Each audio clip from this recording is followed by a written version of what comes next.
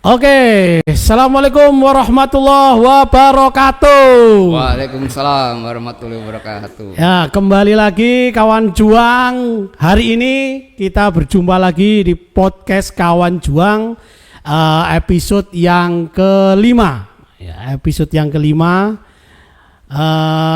Luar biasa. Hari ini ada sesuatu yang luar biasa dan ini juga saya nggak menyangka, nggak nyongko, nggak ngiro basa Jawa nih.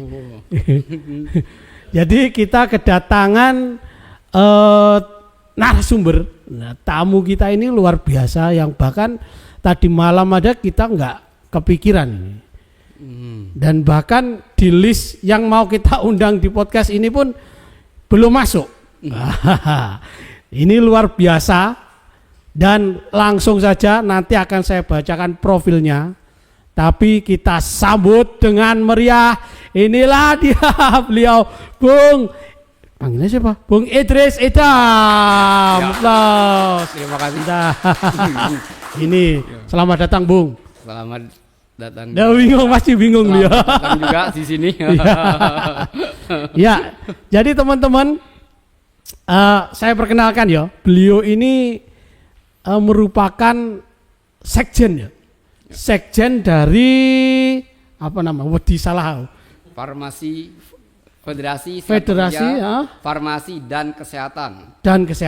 KSPI. Ya, ini Bung Idris Idham. Terus ini tadi saya profilnya beliau lahir tahun 71. Istrinya masih satu.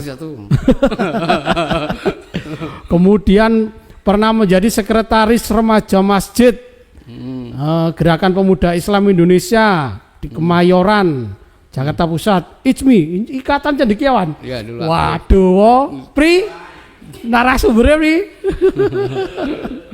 Kemudian pernah jadi ketua Partai Bulan Bintang Kemayoran. Kemudian tahun 91-92 organisasi dan pengkaderan apa?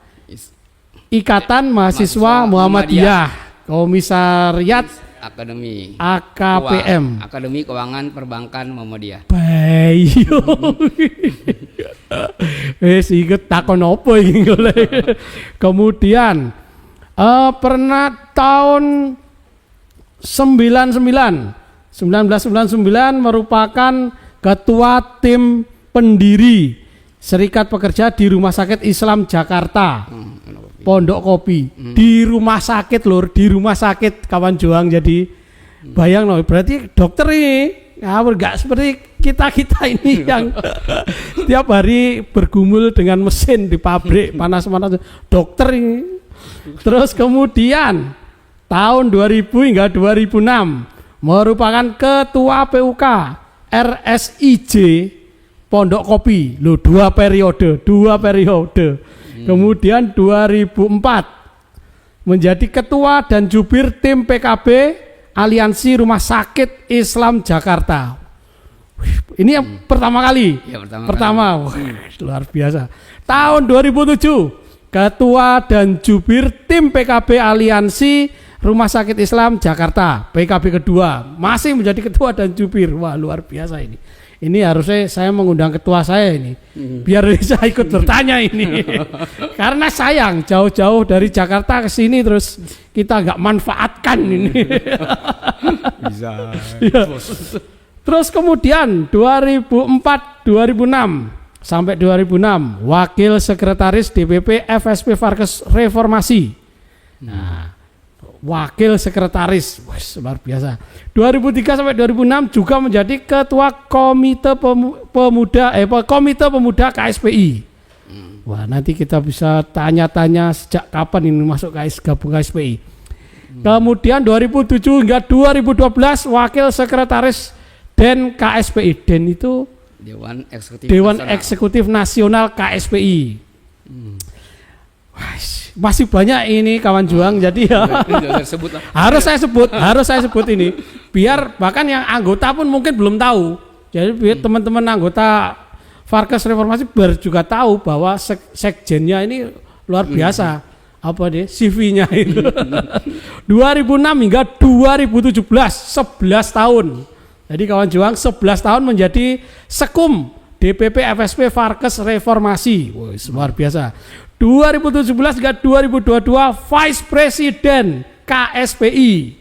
2017-2022 Vice President KSPI, kemudian 2018 hingga 2021 Wakil Ketua NCC PSI Indonesia. NCC itu apa? Gabungan beberapa serikat pekerja yang bergabung di PSI. Oh. PSI itu suatu lembaga serikat pekerja yang membantu di Indonesia untuk services internasional. Itu ada ini. Bahkan saya baru dengar detik ini istilah itu. Kita akan nanti tanyakan. Yes, Ben, pokoknya gak oleh rugi kita ini, gak boleh rugi. Kemudian setelah tadi Ndimo NCC 2017 hingga 2022 Ketua Umum Ketum DPP Farkes Reformasi, naik menjadi ketum. Kemudian 2021 deklarator Partai Buruh. Wah, luar biasa, ini di Hotel Cempaka ya. Saya ikut datang ini. Kemudian ini ada tambahan lagi sekarang, jadi 2022 hingga 2027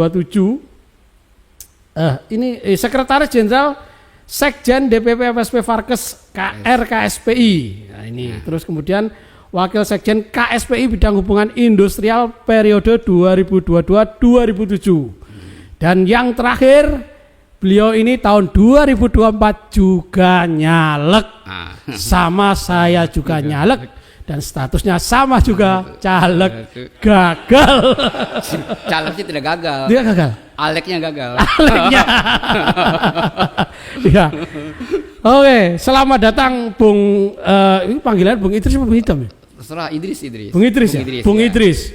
Karena saya pernah mewawancarai beliau sebelum Covid di Surabaya waktu itu, dan saya dulu sok kenal sosok nggak tahu bahwa yang saya wawancarai adalah orangnya dengan seabrek pengalaman.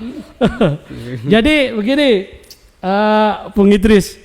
Jadi podcast ini ya podcast ringan-ringan aja.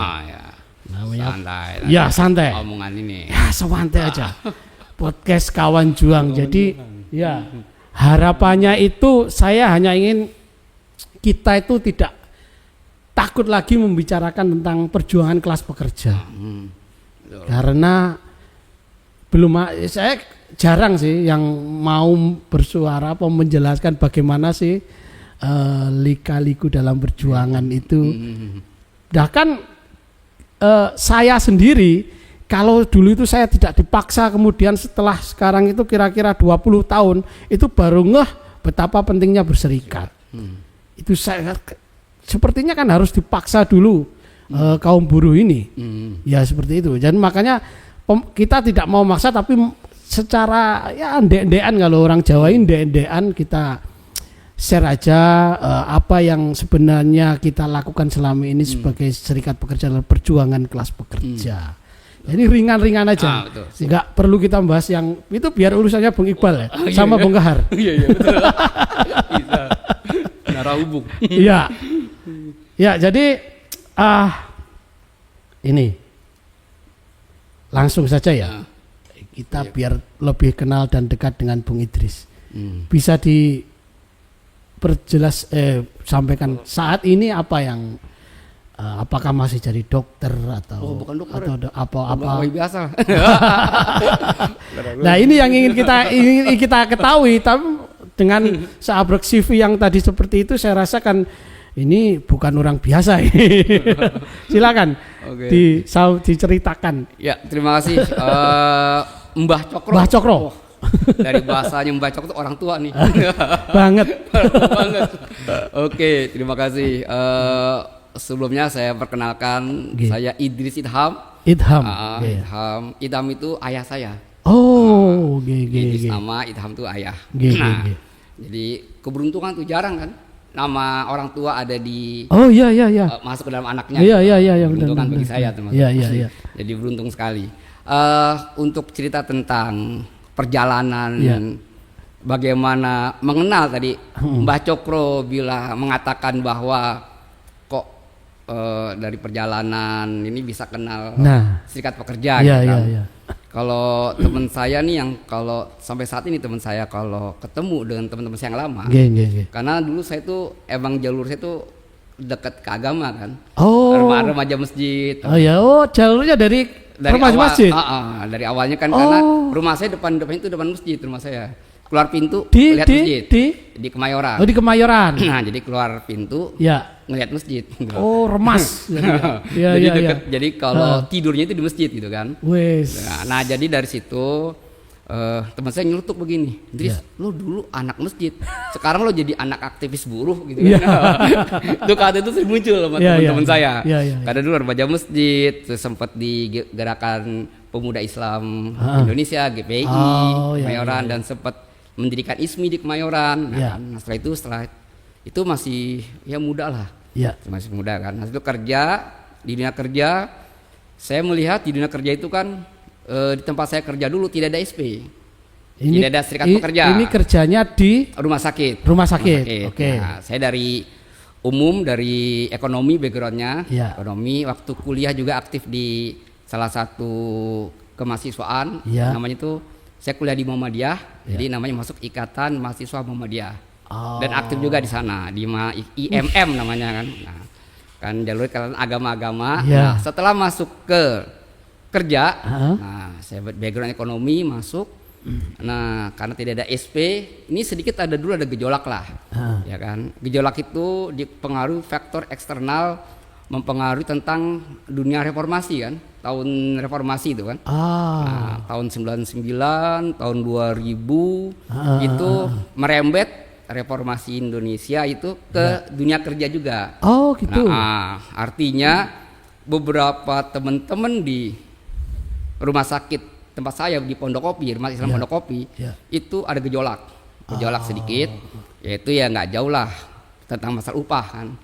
Nah, itu sampai dikumpulkan sama direksi di suatu aula, di suatu pertemuan dikumpulkan gejolak tersebut karena sempat bikin tanda tangan kenaikan. Nah, di situ dikumpulkan mereka semua. Setelah dikumpulkan ketemu dengan direksi kan, biasalah kan karena tidak ada SP, omongan tuh kan biasa along kan, begini. Nah, dipimpin oleh direksi begitu. Nah, selesai pertemuan tersebut, biasa kan, bubar. Nah, ada teman saya inisiatif menyatakan jangan keluar. Kita jangan keluar dulu, tetap kumpul di dalam. Hampir 100 di dalam itu kan. Tapi yang setelah tetap keluar semua, tinggal kurang lebih 11 orang. Nggak keluar. Nah, kita 11 orang ini ngumpul. Nggak keluar itu berarti tetap di dalam. Di dalam ruangan. Kan itu ya. Mereka pada keluar semua. Nah, ada 11 orang tidak keluar. Itu dari timbul dari gejolak kan. Keluar. Maka kita ngumpul ini semua Kita mengambil momentum bahwa pertemuan ini adalah jangan lepas begitu aja. Harus kita apa yang kita lakukan ke depan. Nah, dari diskusi tersebut tercetus membuat Serikat Pekerja. Nah, gitu kan. Walaupun kita buta semua tuh, karena kan dulu tahun 99 itu kan Serikat Pekerja kan belum ini kan, belum sewah sekarang ini orang paham gitu. Dan belum ada nyari di YouTube itu kan. Nah, belum ada kan cari itu. Maka kita udah Serikat Pekerja kita buat gitu kan. Nah, dari pertemuan itu diambil kesepakatan tetap harus ada pimpinannya untuk yang mengkoordinir 11 orang ini. Maka di situ diputuskanlah saya sebagai ketua tim pendiri Serikat Pekerja. Nah, dari disitulah saya dengan teman-teman yang lain, dengan 10 orang tadi, jadi 11 orang dengan saya, mencari mana nih untuk Serikat Pekerja kita bergabungnya. Nah, ketemulah dengan Farkes. Nah, ketemulah dengan Pak Jufni. Nah, kita hadir ke kantornya. Kita hadir ke sana, diskusi, maka kita sepakat membuat Serikat Pekerja dan mengkoordinasi lagi seluruh teman-temannya kemarin. Itu cukup mudah aja sih. Cukup apakah Anda berminat untuk di rumah sakit Pondok Kopi ini, rumah sakit Ya. Islam, membuat serikat pekerja. Jika berminat tanda tangan lagi tuh, tanda tangan 1, 2, 3, akhirnya ratusan kan tanda tangan tuh kan. Wih. Ratusan, maka kita sepakat Kalau buat. dulu itu seperti apa? Pengorganisirnya? Apa pulang kerja atau gimana itu waktunya Nah, itu? kalau di kita itu kan enaknya kita ini kan shift 3. Kerja itu shift 3, Iya. masuk jam 7 pulang jam 2, masuk jam 2 pulang jam 9, jam 9 pulang jam 7 pagi. Oke. Itu ya ada yang Iya. ini yang shift 3. Rata-rata yang banyak shift 3 kan. Iya. Nah, ada yang shift 2 dan shift 1. Nah, kita ambil di posisi itu aja. Di shift itu udah pada ini kita, dan banyakan di meja kan kita ada ruang ini ya, makan itu disiapkan oleh perusahaan rumah sakit. Oke. Di tempat makan kita menawarkan gitu aja.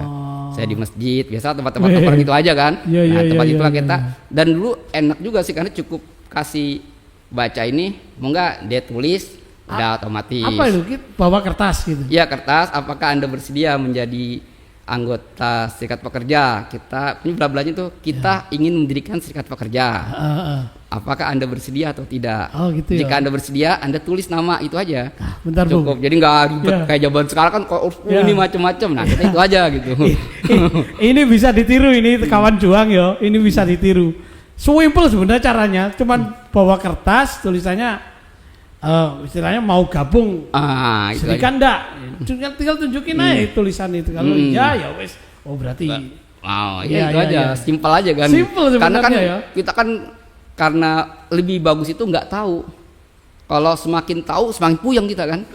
Gitu kan. Oh, iya, Kalau iya, nggak iya. tahu begini-gini udah kita lebih banyak prakteknya kan begitu kan. Iya, Lebih iya, banyak iya. nggak tahu katanya. Iya, iya. Udah bikin seperti ini aja. Udah kita lakukan aja udah gampang-gampang aja gitu kan. Iya, Karena mungkin niatnya aja yang penting mau bikin gitu kan. Iya, iya, Nggak iya, iya. nggak ada ngaling-aling yang lain gitu kan. Oke. Oh gitu ya. Jadi mudah aja kita kira ya udah terbentuklah di sana. Oh. Terbentuk. Nah, tadi kita katakan apa tantangannya? Ya. Ya kan, tentu ada nggak semudah yang orang kira kan, Ya. seperti begini gitu kan. Nah, karena ilmu informasi sedikit, Ya. ya kan, dan juga suasana masih suasana peralihan Orde Baru Orde ke Baru, reformasi. ya. Nah, kita tahulah zaman Orde Baru itu kan segala sesuatu yang membicarakan tentang buruh, Ya, ya itu kan, dianggapnya kiri. kiri. Kiri itu ya tadilah Ya. agak kiri sosialis Ya. atau komunis gitu ya Nggak bahasanya. usah dijelasin nanti mati lagi. Nah, seperti itu kan ya kiri. Ya. Nah, tapi teman-teman kan dikarenakan itu masalah ideologi itu kan nggak kepikir kan. Yang dipikirkan adalah bagaimana merubah nasib kita kan gitu kan. Pertama kan itu kan tentang ada beberapa hal yang menurut undang-undang harusnya seperti ini, kok dipraktekkan seperti ini. Itu aja. Jadi kalau soal ideologi mau kiri kanan tengah atau apa bagi mereka itu nggak kepikiran ya kan seperti itu kan. Yang penting merubah dulu ya, itulah yang terjadi di kita awalnya. Nah itu ceritanya. Iya. Jadi memang benar Bung. Jadi kita itu kalau mungkin ya, kalau kita nggak berserikat mungkin kita tuh nggak ngerti kok kiri kanan.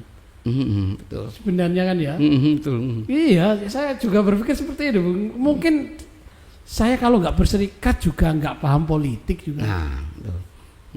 Juga nggak ngerti bahwa apa ya hak kita itu diatur di undang-undang. Nah, Dan itu saat ini apakah Bung Idris juga merasa bahwa kondisi buruh sekarang itu masih sama di kondisi itu, masih maksudnya belum mengetahui perundang-undangan, masih banyak seperti gimana Pak? Nah, ini kan gini nih kita kembali. Zaman dulu itu Ya. kita bekerja, kita ada satu titik yang menyatakan orang tua. Orang tua menyatakan sudah Lando, Ya. sudahlah anakku tersayang, kamu cukup kerja saja, nyaman, udah. Jadi lebih banyak peran orang tua yang menyatakan kamu sudah bekerja sudah beruntung. Karena dulu kan kita tahu lah nyari kerja itu sulit kan. Kayak lagi zaman-zaman dulu itu kan orang ini kan. Sekarang jadi, lebih sulit. Jadi Anda kerja aja udah ini. Karena dulu kan kalau orang bekerja sama penjadi pegawai negeri atau apa itu bisa ngelamar gadis orang kan gitu. Nah jadi udah jangan neko-neko. Ya, Nah ya, gitu ya, ya. kan zaman dulu kita makanya orang nggak mau ini kan. Nah kalau kondisi sekarang ya kan, jadi jam dulu tepat, jadi orang tuh membuat kayak sikat pekerja apa tuh orang nggak mau tahu juga. Makanya suasana perburuhan itu ya kita akuilah setelah reformasi lah, baru kebuka semua kan, kebuka semua, baru kita pada tahu lah. Nah kalau zaman sekarang, kalau yang kita zaman sekarang ini, itu kan cara berjuangnya ini beda dengan zaman kita dulu sebenarnya. Iya. Sebab zaman sekarang itu kan orang lebih, kalau dia sudah kerja, makanya kenapa kita, termasuk kita ini adalah Farkes ya, kita itu mau mengajak orang berserikat itu sangat sulit, sebab bagi mereka kalau itu kata-kata yang keren gini kan, suka dipanggil atau apa, jika lo macem-macem, ini ngomong lo gue nih nggak apa-apa nih, nggak apa-apa, jadi Betawi gitu ya, nggak apa-apa, jika lo membuat sikat pekerja di sini, jika lo macam-macam di sini, lo gue kasih berapa keluar, gitu kan, nah, yang ganti lo banyak, kan gitu kan, nah itu kan, nah, karena saat ini kan menjadi pegawai tetap itu susah banget, sulit. Nah kan, jadi orang itu berpikir beribu-ribu kali untuk mau menjadi anggota serikat pekerja aja ini.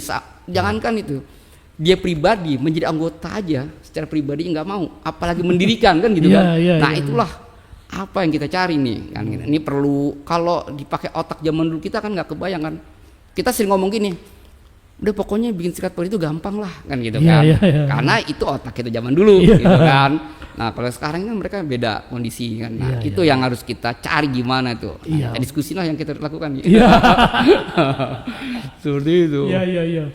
Iya berarti kondisi sekarang itu malah jauh lebih sulit ya dibanding dulu ya. Dulu nggak banyak pertimbangan kan dulu. Nggak banyak, karena kan orang kan kerja itu taunya cuma satu, pegawai tetap sama pegawai percobaan. Kan percobaan cuma 3 bulan kan? Dulu 3 bulan. Itu loh ya. Dulu itu 3 masuk bulan. 3 bulan angkat kan, nah, gitu kan ya. Zaman sekarang setelah berapa tahun kemudian kontrak yang ada kan, ada kontrak tapi rata-rata 3 tahunan terangkat. Nah saat ini kan lebih parah lagi, nggak ngerti, ada outsourcing lah, ada harian lah, ada macam-macam lah. Kita semakin pinter orang, tadi saya katakan semakin pinter orang, semakin banyak tahu orang, semakin ngakal-ngakal undang-undang tersebut kan begitu kan. Semakin cerdas dia. Gitu. Iya, saya juga berarti hari ini saya jadi memahami bahwa iya ya beda ya kondisinya, cara kita mengorganisir semakin berat, apalagi persaingan kerja ya yang semakin banyak lulusan, tapi sebenarnya apa memang lapangan kerjanya itu yang sedikit, atau Bung itu melihatnya seperti apa? Nah, lulusannya yang banyak terus lapangan kerja sedikit, atau seperti apa kondisi sekarang itu? Sebenarnya sih ini kalau untuk dunia set pekerja itu adalah faktor pertama kali orang tidak tertariknya itu karena undang-undangnya. Karena undang-undangnya gitu kan. Kalau zaman dulu kan kerja percobaan langsung pegawai tetap. Artinya kalau dia pegawai tetap udah aman lah gitu kan. Seperti itu kan. Undang-undang dulu kan. Nah, sekarang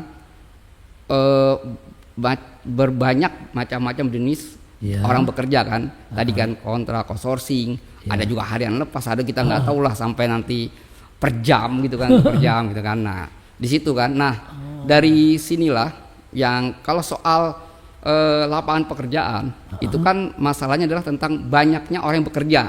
Ya banyaknya tenaga kerja, para masyarakat atau para manusia yang bekerja ditampung oleh suatu perusahaan formal gitu ya. Nah, itu kan tentang tenaga kerja. Tapi saat ini walaupun perusahaan banyak berdiri,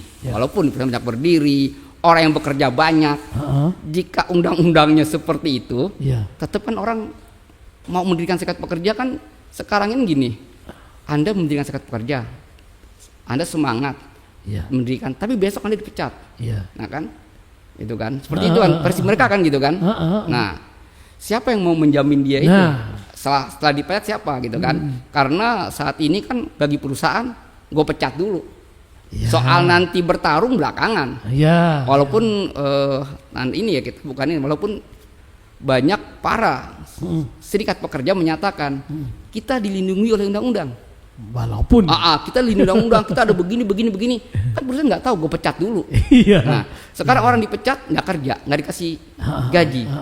Lama-lama kita tahulah undang-undang kita memperjuangkan diperjuangkan itu bertahun-tahun kan. Sedangkan perut diisi setiap hari. Kan gitu kan. Nah, besok dia bilang, "Deh, gue terima aja deh. Sekian daripada lapar anak ini." Nah, itu jadi masalah terbesar kita. Jadi bukan faktor pengangguran lah, apalah. Walaupun yang banyak yang kerja, kalau dipersulit tentang ininya, undang-undangnya gitu kan, nah tetap aja gitu kan. Karena sekarang kita tahu orang semua kalau udah bekerja ada kata-kata keren kan, nyari selamat kan gitu. Walaupun si selamatnya kemana sekarang, nyari selamat gitu. Oh, kondisinya seperti itu ya. Jadi dulu secara undang-undang nggak begitu, maksudnya aturannya nggak begitu banyak ya. Cuman percobaan tetap 3 bulan. Sekarang banyak justru dioprek undang-undangnya, justru mempermudah PHK itu. Dan kita juga di apa ya, dalam hukum dalam itu juga kita berjuang sendiri istilahnya kan. Bahasa kerennya gini, seakan-akan hukum itu membela pekerja. Kalau Anda diapain, kalau Anda diapa-apakan, ini busting. Ini hak Anda harus diambil, ini normatif. Tapi di prakteknya sulit. Iya kan, nggak semudah undang-undang itu gitu kan. Karena apa? Karena orang-orang yang duduk di pemerintahan atau di ini, ya kita nggak tahu lah. Kalau kata orang ini Indonesia bung gitu. Berarti memang harus ada peran dari penguasa, dari pemerintah ya, untuk melindungi para pekerjanya ya, rakyatnya ya. Nah itu dia. Selama ini rakyat berjuang sendiri, bertahan sendiri, akhirnya apa ya, merasa bahwa tidak ada peluang untuk menyelamatkan diri jika di PHK, akhirnya terima yang pandum itu tadi. Nah itulah dari pemikiran itulah yang intinya adalah tetap ada dari pihak pemerintah kan. Iya. Kan sebenarnya kan ini kalau teorinya kan pemerintah itu kan tidak boleh, kalau baik ini ya, tidak boleh netral. Kalau bahasa saya harus berpihak gitu kan. Nah, pemerintah itu harus berpihak kemana? Kan yang negara harus berpihak kepada orang lemah. Orang lemah ini kan. Itu teori dasar kita tuh. Nah, harus, jadi nggak boleh bandul itu seimbang.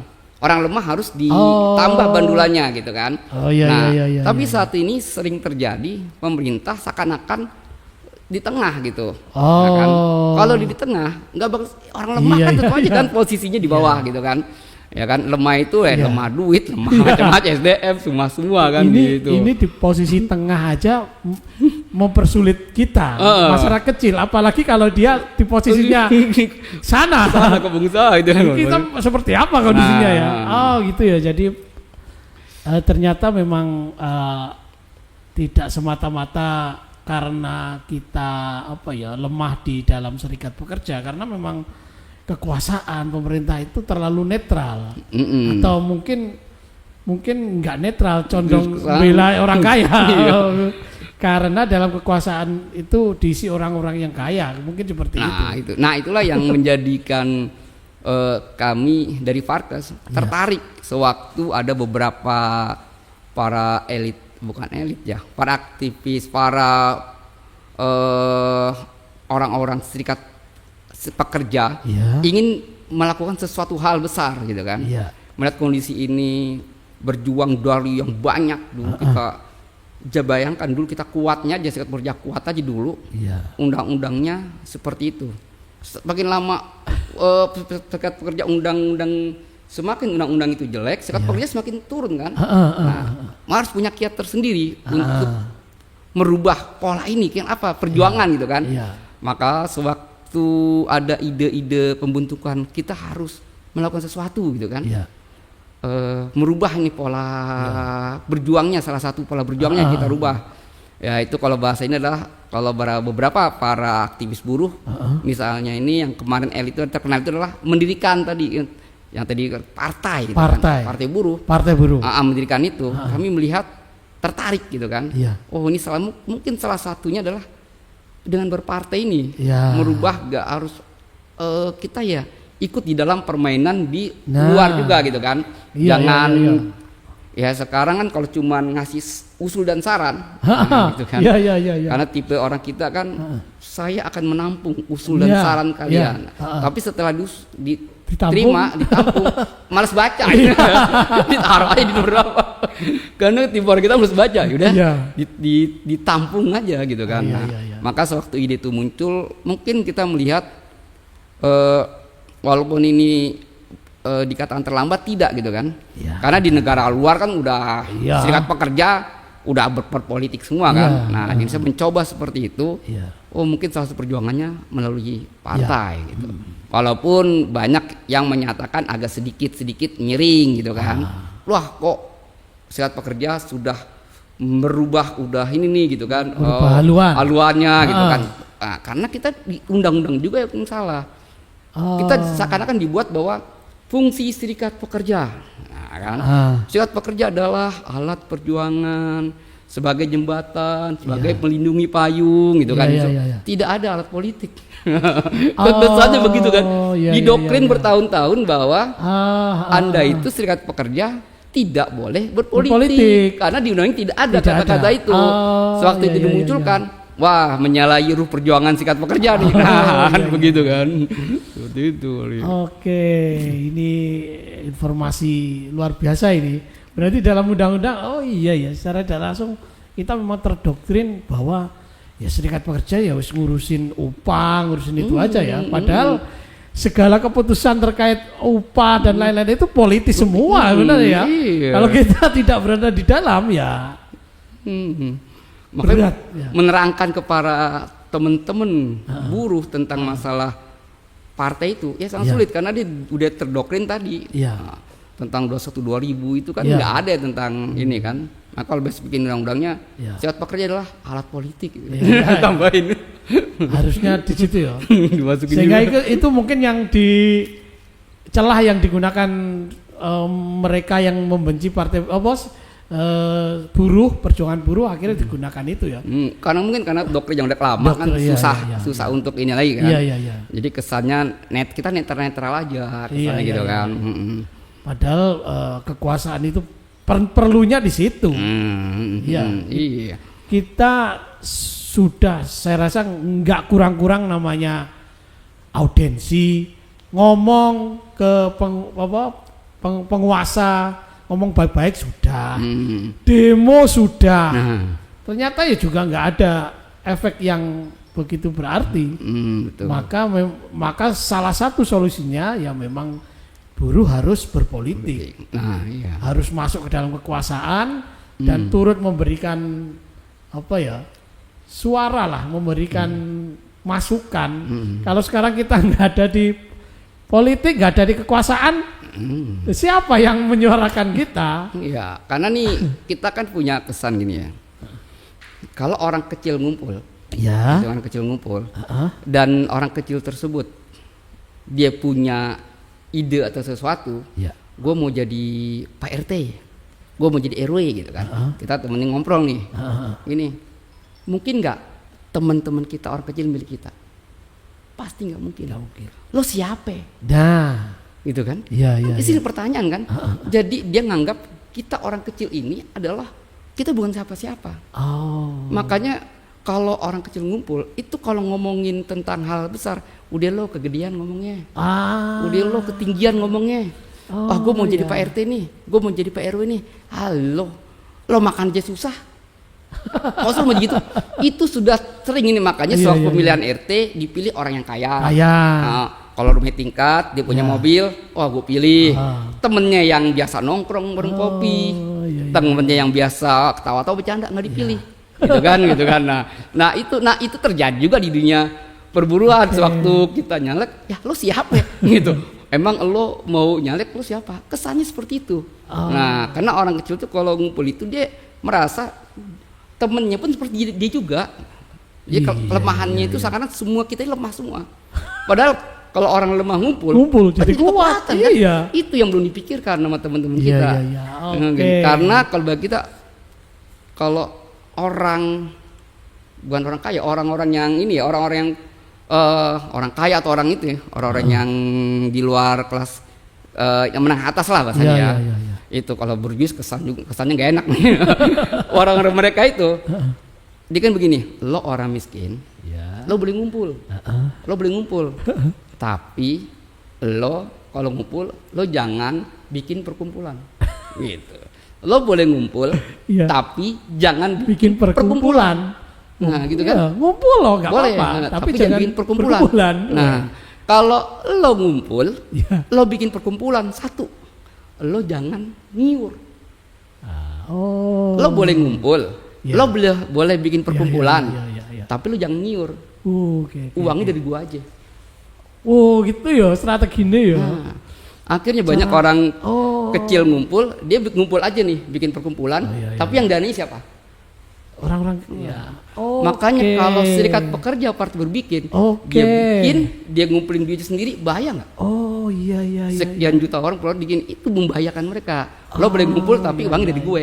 Iya. Artinya disetir kan? Iya. Nah, tetap disitu juga gitu. Nah itulah yang ini mereka. Makanya kita dibuat seperti itu. Makanya kalau ngomong mosok, kalau bahasa saya gini, mosok Anda serikat pekerja, Anda bayar cos, kok Anda para komentar, ya kan? Sedangkan Anda diperjuangkan sama teman-teman gitu kan? Contohnya lah perjuangan WMP, WMSP. Dari dulu cuman 2 kata Presiden KSP itu, 2.000 perak ke toilet, sebulan cuman 50.000, sekarang naiknya berapa? Hampir 500.000 kan?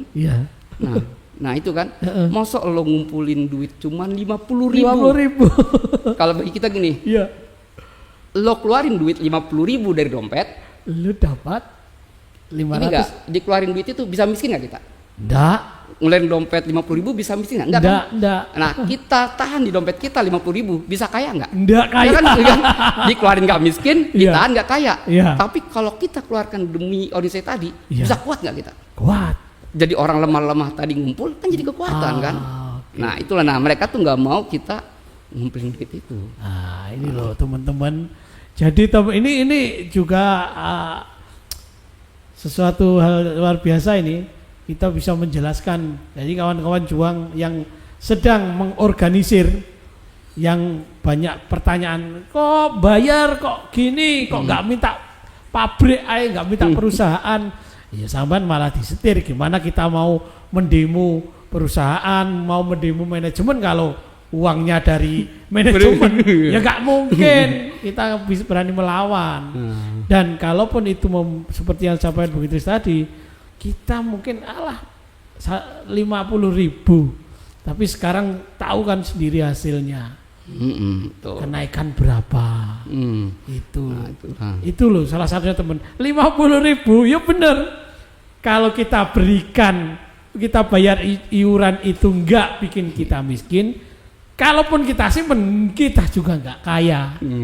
Mending kita gunakan untuk yang manfaat, ya itu tadi. Jadi punya wibawa. Punya kekuatan. Bener. Orang jadi segen sama kita kan. Wah gitu kan.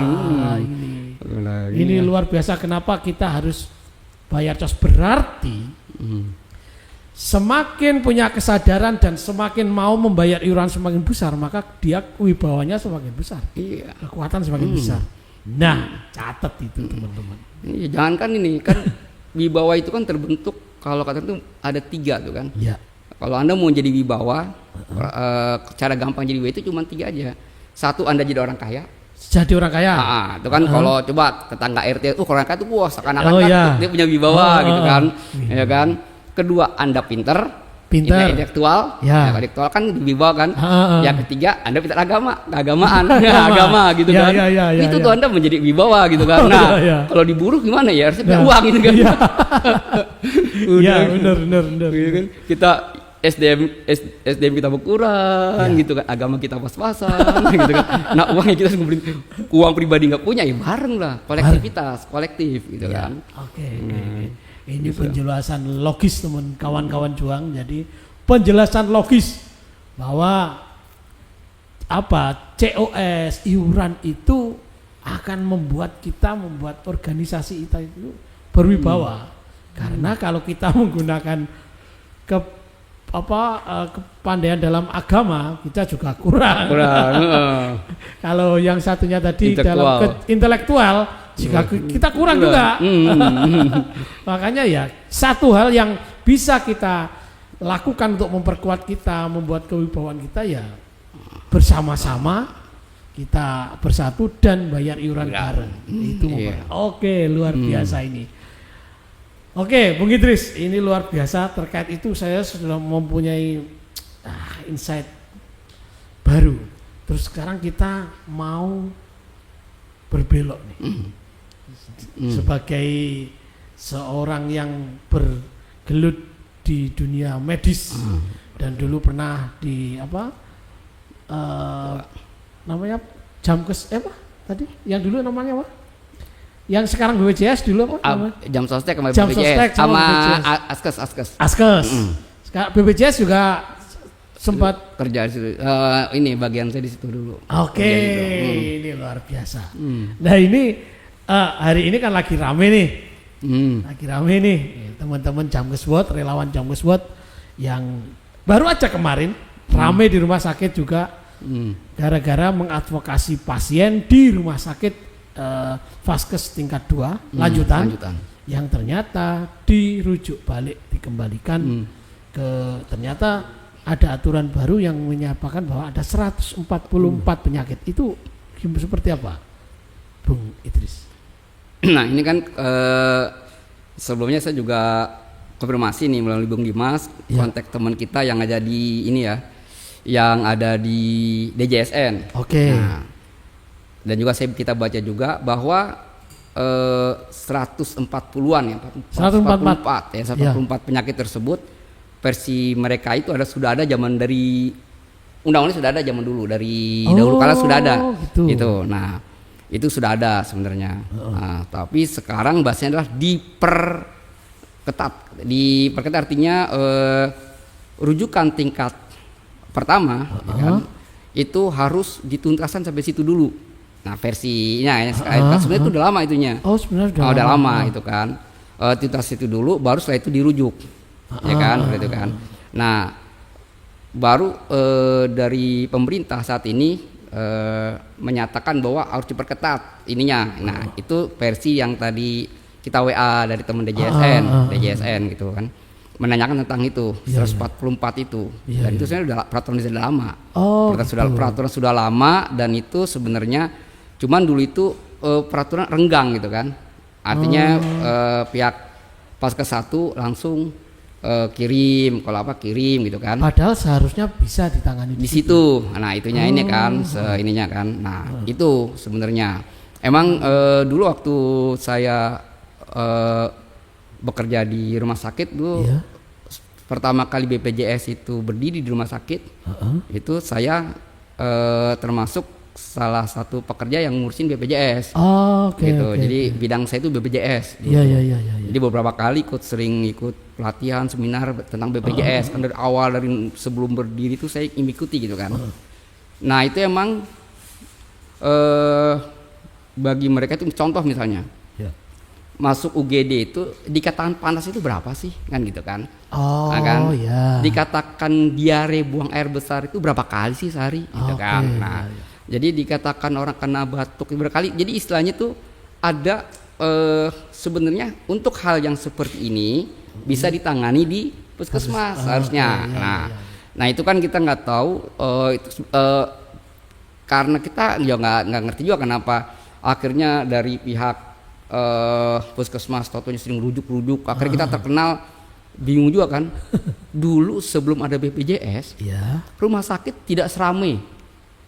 Setelah ada BPJS, bayangin itu setelah ada, saya juga ngalamin. Setelah ada BPJS, rumah sakit penuhnya minta ampun, ya kan? Dulu sebelum ada BPJS, rumah sakit kan termasuk rumah yang suatu kawasan yang takut dimasukin orang, kan gitu kan? Dulu ya. Kalau ke rumah sakit kan nggak mau gitu kan? Tapi setelah BPJS, langsung antrian kayak apa kan? Panjang gitu, dari subuh gitu. Ada itu ya? Iya, dari zaman dulu pertama kali euforia atau gimana kita nggak tahu kan. Tapi orang seperti itu. Nah, apakah karena tadi gratis karena semua orang bisa berobat atau karena faktor orang kita nahan sakit? Kan dulu orang ke rumah sakit takut dong. Ya ada BPJS, gua berobat ke rumah sakit. Kan gratis kan. Nah, apakah itu? Jadi akhirnya orang gampang-gampang aja. Nah, sekarang diketatkan tentang itu semua. Nah, kan diketatkan. Nah, versi dari teman kita yang DJSN dari buruh itu menyatakan ini peraturan udah lama sebenarnya. Nah, cuman dicoba akan diterapkan secara, kalau bahasanya itu adalah secara benar peraturan tersebut, kan seperti itu kan. Nah, nah tapi kan kita punya trauma di masyarakat itu kan punya kesan agak sedikit ini ya. Ini ntar takutnya diprotes deh kalau ngomong ini. Ada sedikit kesan kalau ke puskesmas itu kesannya itu tanda petik obatnya kan biasa, kurang bagus gitu kan. Jadi orang itu kalau dia sakit misalnya anaknya panas, anaknya diare, kayak mau tipes, kayak mau demam berdarah, mau apa, kesannya kalau ke puskesmas itu hanya minta rujukan. Itu kesan kan? Pokoknya saya ke puskesmas minta rujukan. Setelah itu saya ke rumah sakit. Gitu. Sewaktu dia ke puskesmas nggak dikasih rujukan, kan sering masalah itu kan. Nah, apalagi kalau tanda petik kalau ini ya kita nggak tahu oknum apa gitu ya. Kalau yang kita dan puskesmas ini adalah orang punya kekuatan lah. Kekuatan tanda petik macam-macam kekuatan ya. Kalau nggak dikasih rujukan marah-marah misalnya. Kasih nggak rujukan gitu kan. Nah, dokter kasih aja gitu kan. Nah, jadi banyak. Nah, apakah ini termasuk? Kita kan tidak tahu nih kan. Karena tadi saya kata tato itu peraturan udah lama gitu kan. Cuman diterapkan baru dan diterapkan ya artinya kesannya terjadi ini dong. Sedikit. Padahal peraturan itu sudah lama. Nah, ini mau diterapkan aja. Nah, inilah yang kalau kita katakan di Indonesia ini kan sebelum kita bicara tentang kesehatan ini kan, kalau di negeri kita ini orang ke puskesmas, orang ke rumah sakit pas sakit. Karena terkenal karena kita bahasanya yang salah. Rumah sakit. Jadi pas sakit baru kesana. Harusnya rumah sehat gitu kan. Jadi kita kan. Jadi kan makanya orang luar bingung kan, kok rumah sakit? Gitu kan. Jadi kalau seharusnya kan rumah sakit itu kan kita lagi sehat pun kontrol gitu kan. Harusnya kontrol. Jadi ke setiap pribadi kita ini mempunyai dokter lah. Dokter pribadi. Jadi kita setiap bulan atau apa gitu kan. Jadi kita sehat terus. Sehingga nggak sampai sakit. Itu sudah belum sakit sudah diketahui. Oh, kamu potensinya ini. Nah, gitu kan. Nah, sewaktu sakit drop maka dirujuk. Nah, rujuk. Apa terjadi banyak rujukan. Kesannya puskesmas itu kalau kata teman-teman BPJS itu kok orang ke puskesmas selalu dirujuk. Padahal puskesmas dirujuk kan begitu kesannya kan. Itu. Jadi sebenarnya ini aja sih pola-pola pikir yang kalau belum nyampe nggak juga ya, belum kebiasaan lah kalau bisa kan. Belum kebiasaan di tingkat masyarakat kita. Tapi ini bukan undang-undang baru ya. Sudah ada gitu ya? Ini sudah lama, ini cuman mau diterapkan secara benar versi mereka.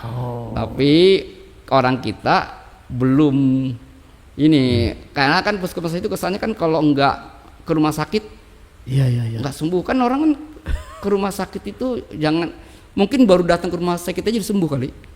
Baru datang doang gitu. Tahu ya. Psikologis seperti itu. Baru ketemu dokternya disembuh. Udah pulang.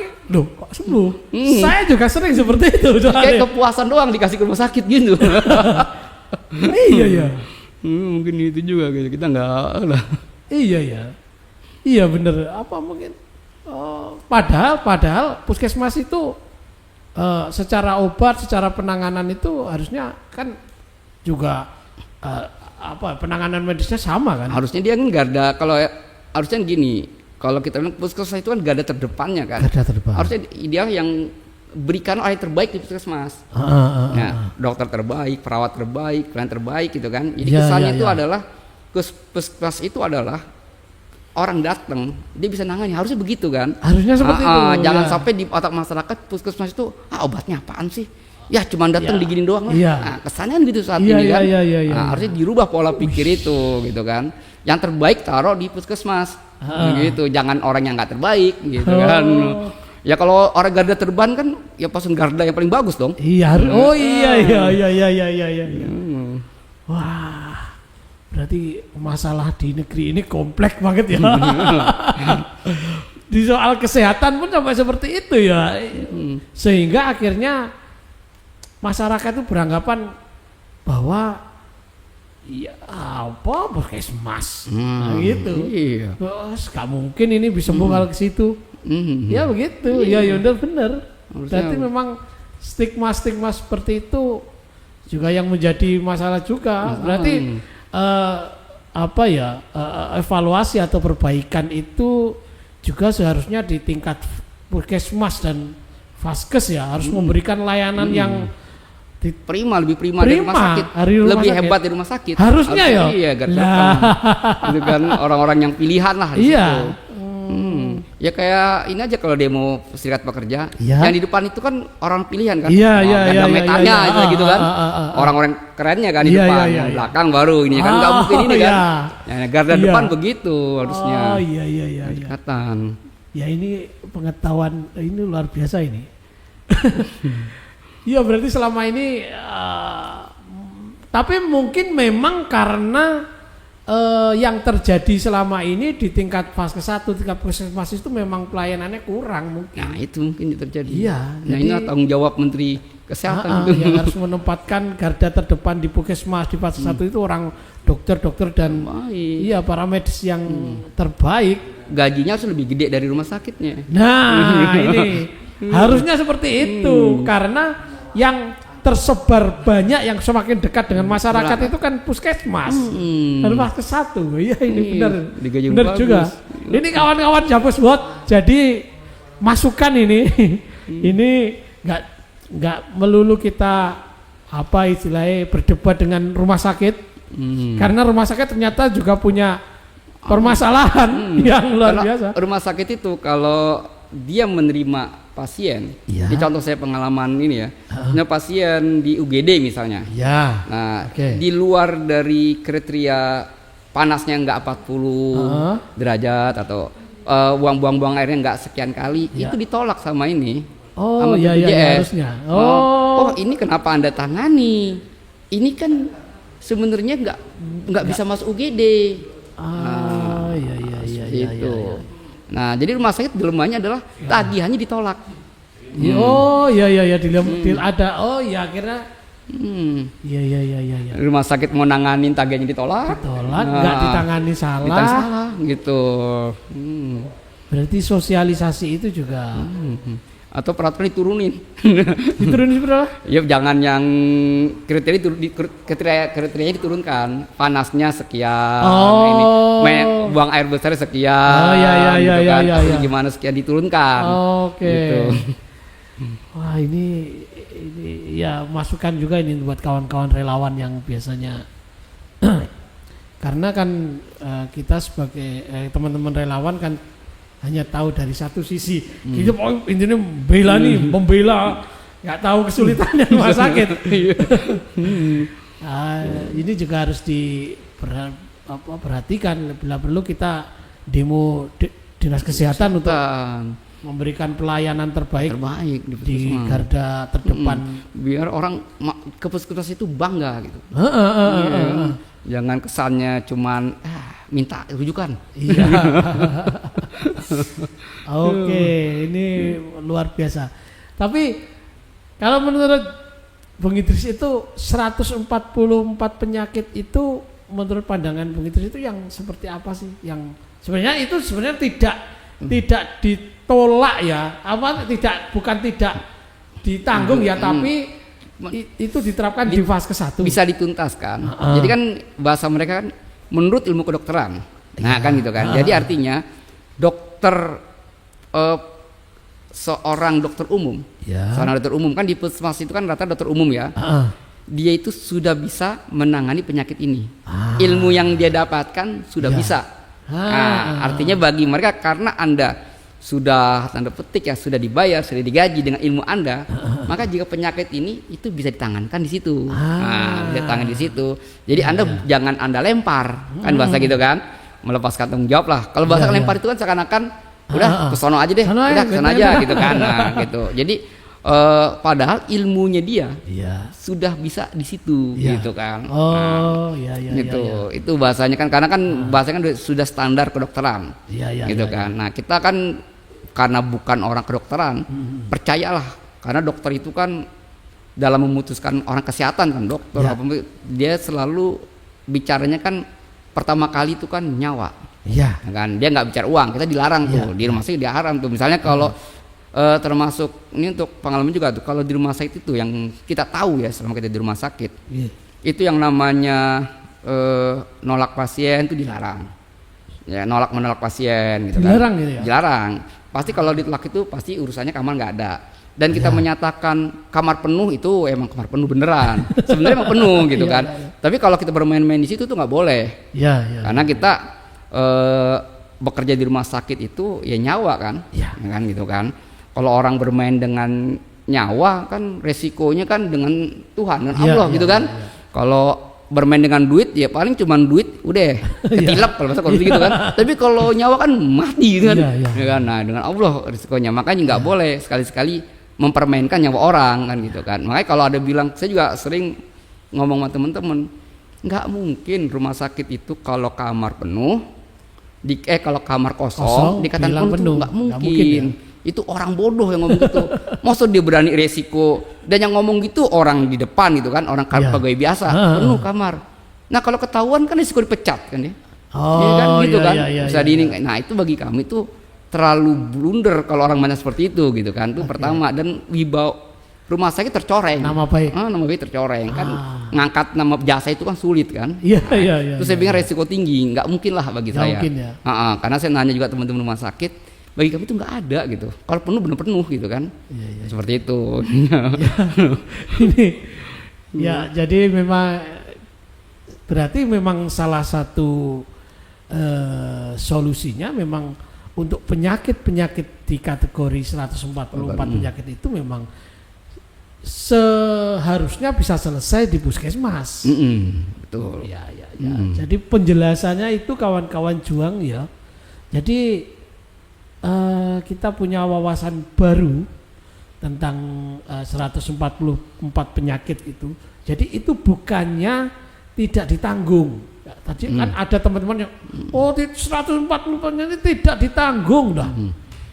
Mosok nggak ditanggung, mosok flu nggak ditanggung. Tapi kalau dipikir lagi ya lucu kalau cuman flu terus ke rumah sakit gitu.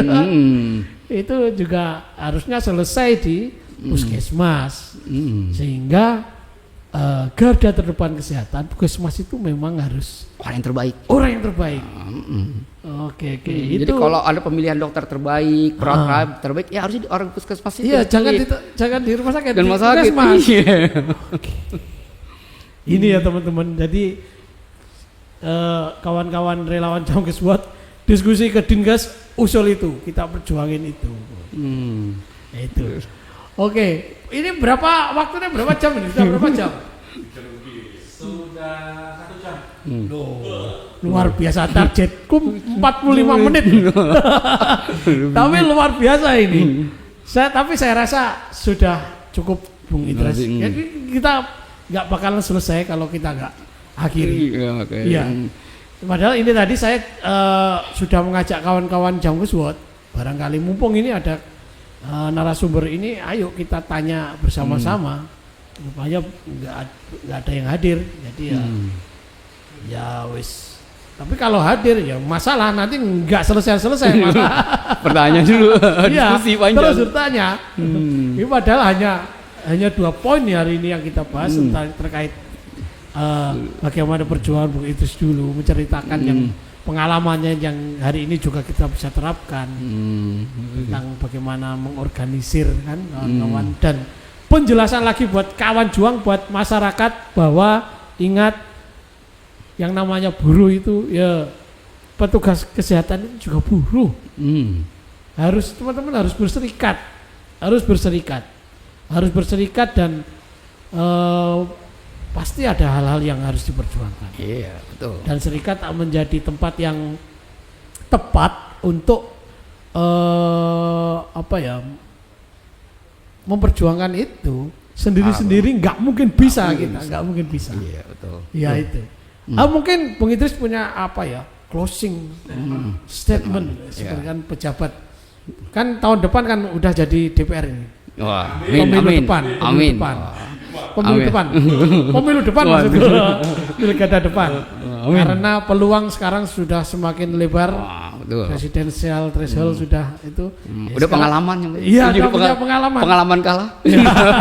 Yang kalah secara menang, mencari kemenangan. Tapi luar biasa. Kita meskipun nggak pakai uang, nggak pakai, tapi sudah punya suara. Ya, terima kasih Mbah Cokro yang telah mengundang saya hadir di sini. Bincang-bincang kita ini semoga bagi diri saya sendiri juga bermanfaat besar. Siap. Bisa tahu suasana kondisi teman-teman di Jawa Timur khususnya Sidoarjo. Ya. Dan saya hanya menyatakan bahwa yang kita takuti itu bukan mereka yang kita takuti, bukan banyaknya uang yang mereka miliki, bukan banyaknya kekuatan yang mereka miliki, itu semua tidak kita takuti. Tapi yang kita takuti adalah keluarnya kita dari perjuangan ini. Wah, luar biasa. Jadi tetap terus berjuang. Siap. Dan selama berjuang, selama bergerak, pasti ada jalan untuk menuju kemenangan. Amin. Dan yakinlah bahwa selama kita masih memiliki kekuatan yang ada di sama kita semua ini, kemenangan tinggal tunggu waktunya. Terima kasih. Baik, terima kasih Bung Idris Idham. Terima kasih sudah hadir di podcast Kawan Juang. Sampai berjumpa lagi di episode mendatang. Salam juang, hidup buruh, hidup kelas pekerja. Buruh, hidup kelas pekerja.